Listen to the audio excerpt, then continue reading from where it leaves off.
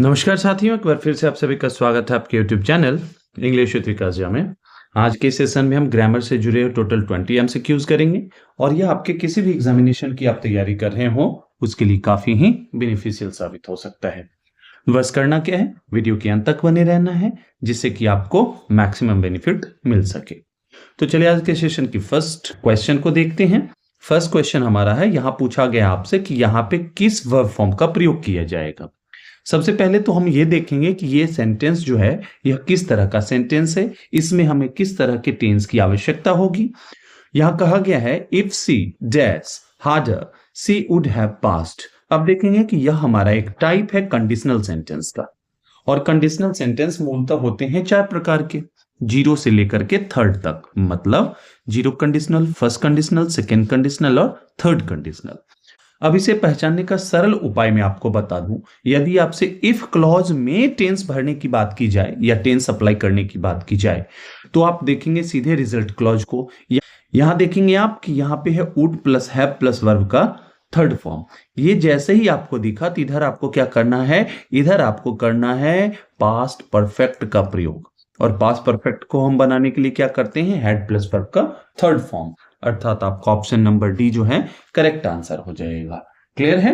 अगर हम देखते यहां पे वुड प्लस V1 होता, ठीक है ना, इस स्थिति में हम यहां देखते वर्ब का सेकेंड फॉर्म यूज होता। वहीं देखेंगे यदि आप यहां पे विल प्लस वर्ब का फर्स्ट फॉर्म देखेंगे तो यहां पे आपको देखने को मिलेगा प्रेजेंट इंडेफिनिट टेंस, मतलब V1 या V5। क्लियर है। और वही 0 कंडीशनल में हम देखते हैं इफ क्लॉज और रिजल्ट क्लॉज दोनों के साथ हम प्रेजेंट इंडेफिनिट टेंस का प्रयोग करते हैं। क्लियर है। चलिए नेक्स्ट की ओर बढ़ते हैं।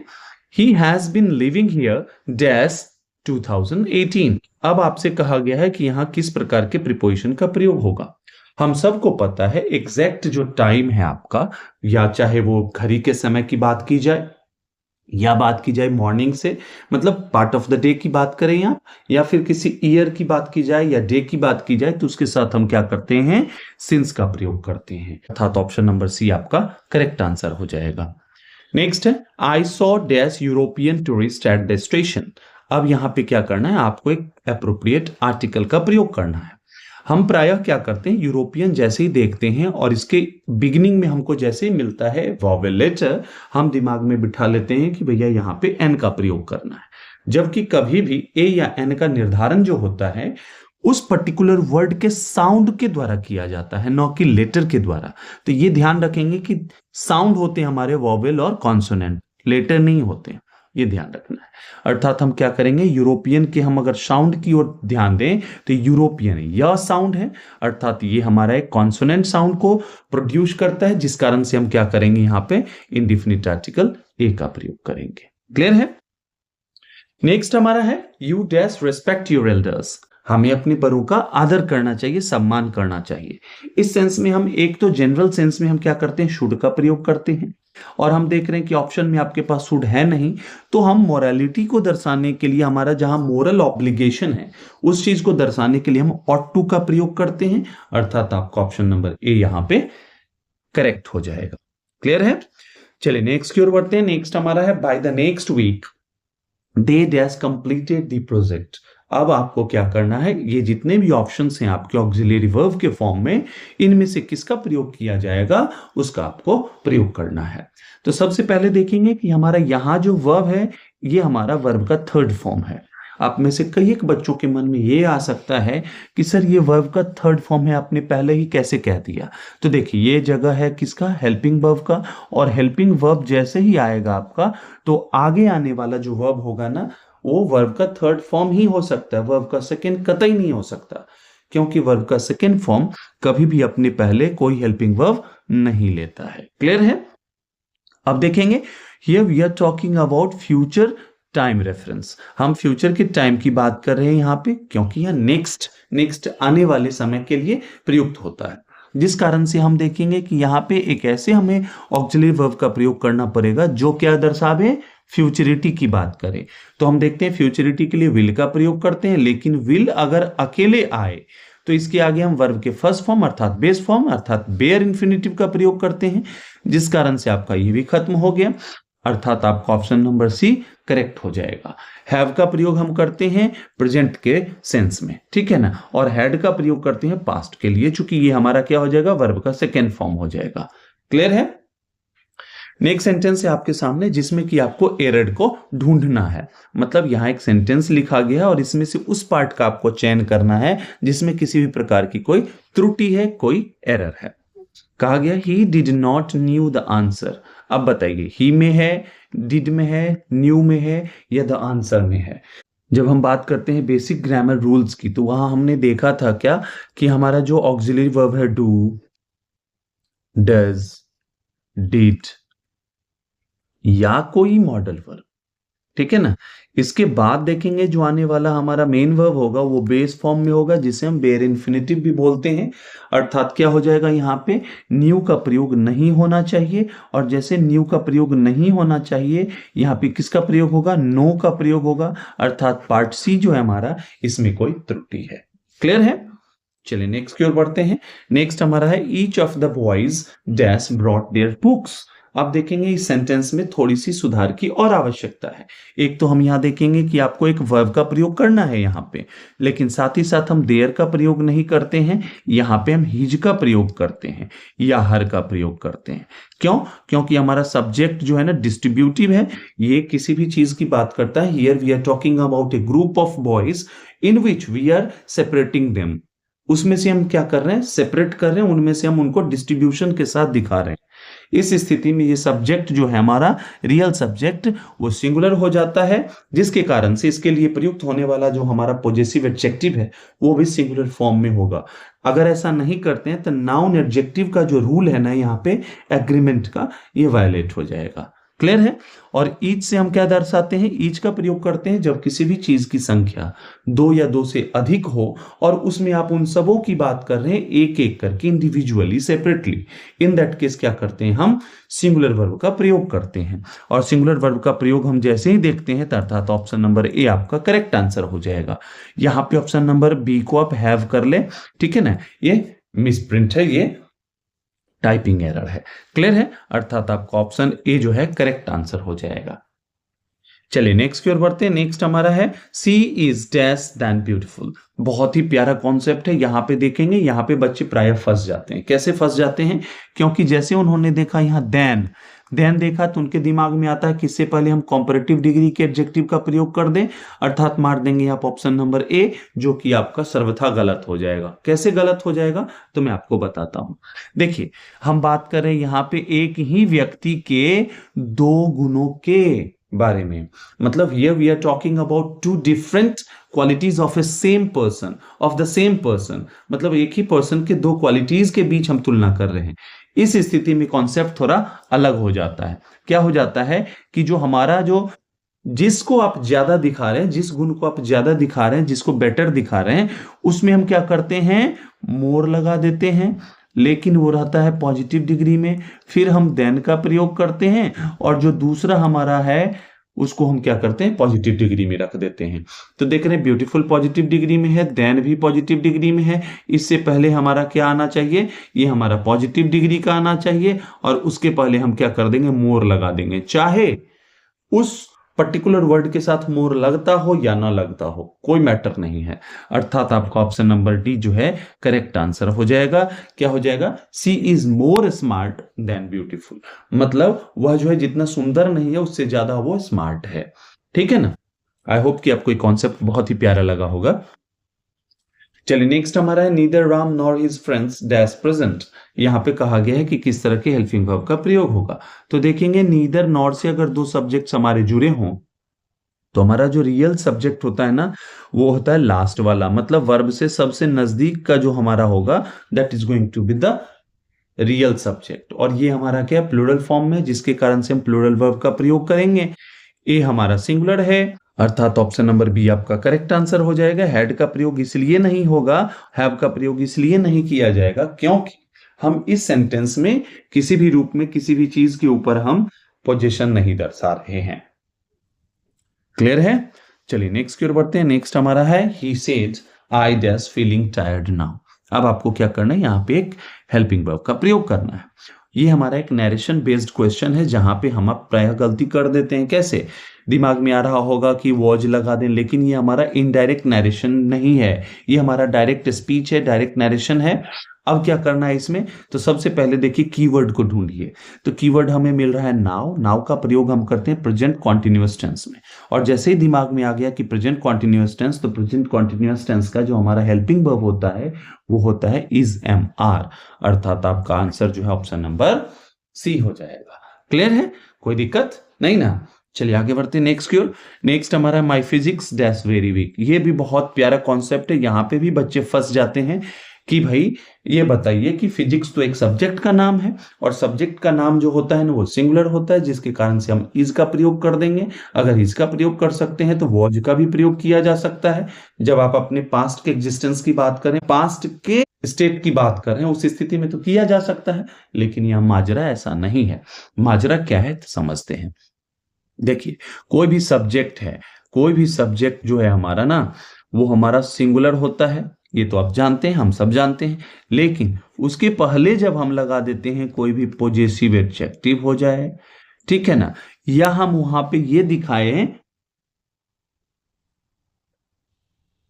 या फिर हम उसके पहले द लगा देते हैं, तब वह बन जाता है प्लूरल। और जैसे ही प्लूरल हो जाता है, ये क्यों? क्योंकि अब आप सब्जेक्ट की बात नहीं कर रहे हैं, बल्कि उस सब्जेक्ट के नॉलेज की बात कर रहे हैं। तो इस स्थिति में ये प्लूरल के रूप में ट्रीट किया जाता है। अब देखेंगे कि फिजिक्स के पहले माय, मतलब एक चीज बताइए, फिजिक्स क्या आपका है? क्या मेरा है? सिर्फ इस पे मेरा अधिकारी नहीं। Here we are talking about the knowledge of the subject, और जैसे नॉलेज ऑफ द सब्जेक्ट की बात होगी तो यह क्या हो जाएगा? प्लूरल हो जाएगा। और जैसे ही प्लूरल होगा तो हम क्या करेंगे? प्लूरल वर्ब का प्रयोग करेंगे। यहाँ पे आर का प्रयोग होगा, हैव का भी फिर देखेंगे इसलिए प्रयोग नहीं होगा, क्योंकि आप यहाँ पे फैक्ट बता रहे हो। फैक्ट कैसे? तो आप बता रहे हो फैक्ट के रूप में स्टेट की बात कर रहे हो, और स्टेट बताने के लिए हम स्टेट ऑफ बीइंग का जो वर्ब है, वर्ब बी, उसका प्रयोग करते हैं। ठीक है ना? अर्थात आपका option number C correct answer हो जाएगा। क्लियर है? चलिए नेक्स्ट हमारा 1/3 of people dash to elect him. अब देखिए 1/3, अगर मान लिया जाए आपके पास एक पिज्जा है और आपने इसे क्या किया? 3 भागों में बांट दिया, ठीक है ना, इस तरह से। तो ये पिज्जा तो अनकाउंटेबल नाउन है, और अनकाउंटेबल नाउन का 1/3 तो क्या होगा? वो भी सिंगुलर के रूप में ट्रीट किया जाएगा। लेकिन इसी चीज को अब बात करें, लेकिन अब इसी चीज को पीपल में करेंगे। मान लिया जाए आपके पास टोटल 9 लोग हैं एक जगह पे, अब उनको आपने 1/3 की बात की। अब वहां पे जैसे आपने 1/3 की बात की, तो 9 का 1/3 कितना हो जाएगा? 3rd हो जाएगा, 3 होगा। अर्थात यहां कम से कम आप 3 लोगों की बात कर रहे हैं, ठीक है ना। इस स्थिति में क्या होगा? ये प्लूरल हो जाएगा। चूंकि हमारा ये आगे जो है ना, ये प्लूरल है, इस कारण से ये प्लूरल हो जाएगा, जिस कारण से हम क्या करेंगे? यहाँ पे प्लूरल वर्ब का प्रयोग करेंगे। वांट्स हमारा सिंगुलर होता है, इज वांटिंग सिंगुलर है, इज वांटेड ये हमारा क्या है? पैसिव वॉइस का है और सिंगुलर है, अर्थात ऑप्शन नंबर बी आपका करेक्ट हो जाएगा। लेकिन साथ ही साथ ऐसे समझेंगे, जब 3 लोग हो इस बात की स्पष्टता है, और उसमें से 1/3 की आप बात करें, तब ये सिंगुलर के रूप में ट्रीट किया जा सकता है। मेरी बात मार्क करेंगे, जब 3 लोग हैं और 3 में से 1/3 की बात कर रहे हैं, तब वहां पे क्या होगा? सिंगुलर के रूप में ट्रीट किया जाएगा। उसके लिए स्पेसिफिकली इस चीज का प्रमाण हो कि वहां पे 3 लोग हैं, ये ध्यान रखना है आपको। क्लियर है? चलिए नेक्स्ट की ओर बढ़ते हैं। नेक्स्ट हमारा है he suggested that I dash there. उसने मुझे सजेस्ट किया। अब देखिए यहां पे देखेंगे कि सजेस्टेड के बाद हम क्या करते हैं? जो हमारा अगर क्लॉज है, तो क्लॉज के आगे हम क्या करते हैं? वर्ब के बेस फॉर्म का प्रयोग करते हैं, और बेस फॉर्म का प्रयोग में क्या देखेंगे? कि वर्ब का V1 होगा, V1 होगा, अर्थात वेट का प्रयोग करेंगे। क्लियर है? ये ध्यान रखना है। ये हमारा एक टॉपिक है, हम जब पढ़ेंगे वहां पे मूड की मैं एक अलग क्लास लेके आऊंगा, जिसके कारण से ये सारी चीजें देखने को मिलेगा। जैसे हमने देखा था हाइपोथेटिकल सेंटेंसेस होते, वहां पर भी अभी आगे क्वेश्चंस आएंगे, उसमें वहां पे आप बेहतर तरीके से इस चीज को सीखेंगे। क्लियर है? चलिए नेक्स्ट हमारा है I had better dash this job. यहां कहा गया हैड बेटर। जैसे ही हमने देखा हैड, तो मेरे दिमाग में क्या आ जाता है कि वर्ब का 3rd फॉर्म लगाएं, लेकिन नहीं, यहाँ पे हैड सेपरेट नहीं है, बल्कि यहाँ पे हैड बेटर हम बताते हैं कि पास्ट की कोई ऐसी चीज है जिसको आप बदलना चाहेंगे, मतलब कोई भी चीज जो नापसंद है, या यूं कहें कि उससे बेटर चॉइस की आप बात करते हैं, उस सेंस में हम क्या करते हैं? हैड बेटर का प्रयोग करते हैं, और इसका मीनिंग सिमिलर होता है शुड के। या तो आप बोल दें आई शुड, या आई हैड बेटर, ठीक है ना, यहाँ चॉइस की बात की जा रही है। अर्थात हम क्या करेंगे, इसके साथ हम वर्ब के बेस फॉर्म का प्रयोग करेंगे, अर्थात ऑप्शन नंबर ए जो आपका है leave, that is going to be the correct answer. चलिए नेक्स्ट हमारा है he advised me dash the task on time. अब देखिए यहाँ पे बहुत ही प्यारा कॉन्सेप्ट है, ही एडवाइज्ड मी। एडवाइज के बाद हम क्या करते हैं, ऑब्जेक्ट का प्रयोग करते हैं, और ऑब्जेक्ट के बाद हम देखते हैं फुल इन्फिनिटिव का प्रयोग होता है, 2+V1 का प्रयोग होता है। और जैसे ही हमने बता दिया आपको 2+V1 का, तो आपके दिमाग में क्या आ गया होगा, option number C, that is going to be the correct answer for this sentence. Clear है? चलिए नेक्स्ट की ओर बढ़ते हैं। नेक्स्ट हमारा है I was made dash laugh, laughed, to laugh, laughing. अब यहां पे किसका प्रयोग किया जाएगा, तो देखेंगे सबसे पहली बात है कि मेक का प्रयोग जब हम एक्टिव वॉइस में करते हैं ना, तो ये अपने आगे बियर इंफिनिटिव लेता है। इस चीज को ऐसे समझते हैं, जैसे मैंने बोला ही मेड मी लाफ, ठीक है ना, तो देख रहे हैं यहां पे मेन वर्ब के रूप में कार्य कर रहा है, और ये वर्ब का सेकेंड फॉर्म है। सेकेंड फॉर्म जैसे ही अकेले है, इसका मतलब क्या है, ये एक्टिव वॉइस का है, ठीक है ना। और जैसे ही एक्टिव वॉइस में है ये, तो आगे देखने को मिल रहा है कि लाफ है, लाफ हमारा वर्ब का फर्स्ट फॉर्म है, मतलब बेयर इंफिनिटिव है। क्लियर है? जब इसी को आपने क्या किया, पेसिव वॉइस में कन्वर्ट कर दिया, तो क्या हो गया, आई वॉच मेड। अब यहां पे सीधे लाफ नहीं देना है आपको, अब यहां पे क्या होगा, फुल इन्फिनिटिव आ जाएगा, ये हो जाएगा I was made to laugh, अर्थात क्या हो जाएगा, यहां पे ऑप्शन नंबर सी आपका करेक्ट आंसर हो जाएगा। क्लियर है? अगर आपको ये कॉन्सेप्ट्स बहुत प्यारे लग रहे होंगे, आपके बहुत सारे डाउट्स क्लियर हो रहे होंगे, तो लाइक शेयर सब्सक्राइब करना ना भूलिए, ताकि और भी लोगों तक पहुंचे। चलिए नेक्स्ट की ओर बढ़ते हैं। नेक्स्ट हमारा है he commanded me as if he dash my boss. अब देखिए बहुत प्यारा कॉन्सेप्ट है, हमने जो वहां मोड की बात की थी ना, वही चीज है। ही कमांडेड मी, उसने मुझे कमांड किया। कमांड करना का मतलब क्या है, आदेश देना। एज इफ का प्रयोग करते हैं अनरियल सिचुएशन के सेंस में, मतलब जब कोई भी चीज रियलिटी में नहीं है, ठीक है ना, उस स्थिति में, मतलब उसने मुझे ऐसे कमांड किया मानो वह मेरा बॉस था, मतलब in reality he is not my boss. और जो रियल नहीं है, तो वहां पे हम प्रेजेंट टेंस का प्रयोग नहीं करेंगे, वहां पे हम किसका प्रयोग करते हैं, वर का प्रयोग करते हैं, even if your subject is singular in form.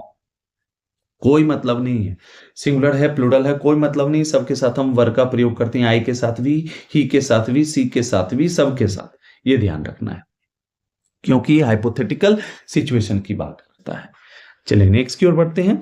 It is time you dash मी। अब देखिए यहाँ पे it is time, it is high time, ये सब अगर एक्सप्रेशंस को आप लें, तो इसके बाद जो हमारा क्लॉज जो आता है, तो उस क्लॉज में हम पास्ट इंडिफिनिट टेंस का प्रयोग करते हैं, अर्थात वर्ब के सेकेंड फॉर्म का, जिस कारण से आपका ऑप्शन नंबर सी जो है यहाँ करेक्ट आंसर हो जाएगा। लेकिन हाँ, ये ध्यान रखना है कि क्लॉज हो, मतलब सब्जेक्ट प्लस वर्ब ये फॉर्म हो।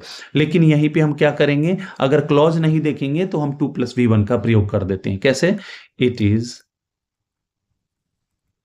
Time to start the game.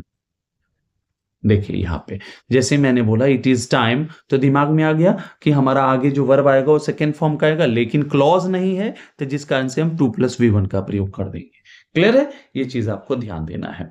चलिए नेक्स्ट की ओर बढ़ते हैं। नेक्स्ट हमारा है everyone was startled dash the news. Everyone was startled, was startled मतलब क्या, यहाँ पे पेसिव की बात की जा रही है, क्योंकि पेसिव की तो पहचान ही है बी प्लस वर्ब का थर्ड फॉर्म, ठीक है ना। अब देखिए स्टार्टल्ड, आप किसी चीज पर स्टार्टल्ड हो रहे हो, स्टार्टल्ड का मतलब होता है आश्चर्यचकित होना, वंडर्ड होना, अमेज्ड हो जाना। क्लियर है? तब क्या करेंगे, यहाँ पे किस तरह के प्रीपोजिशन का प्रयोग करेंगे, आप पर्टिकुलर किसी चीज पर ना आश्चर्यचकित होंगे। न्यूज अपने आप में स्पेसिफिक है, और स्पेसिफिक के साथ हम क्या करते हैं, एट का प्रयोग करते हैं। क्लियर है? अर्थात आपका option number C correct answer हो जाएगा।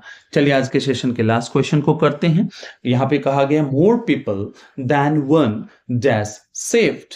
अब यहां पे कहा गया है कि किस तरह के वर्ब फॉर्म का प्रयोग किया जाएगा, सिंगुलर होगा, प्लूरल होगा, जो भी होगा बताइए। यहां पे देखेंगे कॉन्सेप्ट है मोर देन।